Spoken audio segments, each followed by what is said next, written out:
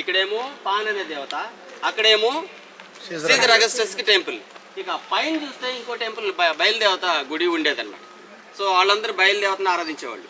మరి యేసుక్రీస్తు ప్రభువు అడిగారు, ఇదేమో పాన్ అనే గుడి, అదేమో సీజర్ అగస్టస్ టెంపుల్, పైనేమో బయలుదేవత గుడి.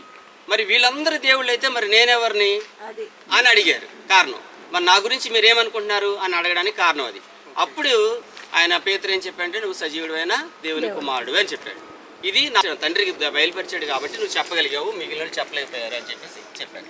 దానికి కారణం ఇది. అయితే ఇదేంటి అని అంటే, దీని మీద కొన్ని అక్షరాలు రాయబడి ఉన్నాయి.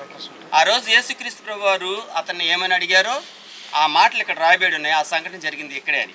దీన్ని మనం ఇలా తిప్పినప్పుడు, ఇలా తిప్పితే కింద అక్షరాలు ప్రింట్ అవుతాయి. అక్కడ చూడండి, అది చూడండి. లేదండి సరే, షాడోస్ వస్తే కొంచెం ఇటు తప్పండి. ఈ అక్షరాలు అవి చాలు. ఇంక చూసుకుంటారండి, నేను తిప్పుతాను కానీ రివర్స్ అద్దంలో లాగా ఉంది. అదే అదే అది. ఓకే, మీరు త్వరగా అయితే అక్కడ కూడా వెళ్ళి వచ్చేద్దాం, పైకి వెళ్ళి అది కూడా చూసి వచ్చేద్దాం. రైట్.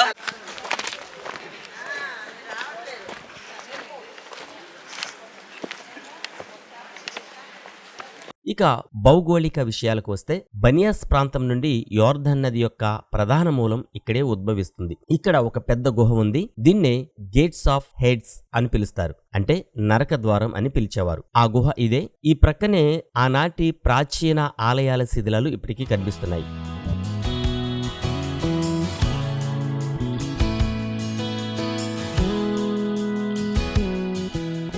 ఇగో చూడండి, ఇవే ఆ ఆలయ శిథిలాలు. గతంలో ఇక్కడ ఎలాంటి మందిరాలుండేవో ఈ బోర్డుపై ఇక్కడ చూస్తే ఒక గుడి కనిపిస్తుంది. ఈ గుడి పాన్ అనే దేవతది, వాళ్ళని ఆరాధించే వాళ్ళు వచ్చారు. సీజర్ అగస్టస్ కట్టిన గుడిది. సీజర్ అగస్టస్ కట్టిన గుడి, ఇదేమో పాన్ అనే దేవత గుడి.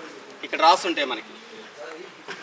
ఇది వివరాలు చిత్రీకరించి ఉంచారు. ప్రస్తుత పరిస్థితి ఏమిటంటే, నేడు ఇది బనియాస్ నేచర్ రిజర్వ్ అనే నేషనల్ పార్క్ గా ఉంది. ఇక్కడ పచ్చని అడవులు, జలపాతాలు, చారిత్రాత్మక శిథిలాలు ఉన్నాయి. పర్యాటకులు, ముఖ్యంగా హోలీల్యాండ్ సందర్శకులు తప్పనిసరిగా ఈ ప్రదేశాన్ని చూస్తారు. అయితే సాధారణ టూర్లలో ఈ ప్రదేశాన్ని మీకు చూపించరు. ముఖ్యమైన ఆధ్యాత్మిక పాఠం ఏం నేర్చుకోవాలంటే, ఇక్కడ యేసు నేనే క్రీస్తు అని పేతురు ద్వారా ప్రకటించుకున్నాడు. చుట్టూ విగ్రహాల మందిరాలు ఉన్న యేసుక్రీస్తు ప్రభువారు నా సంఘం నాశనం కాదు అని ఇక్కడే చెప్పారు.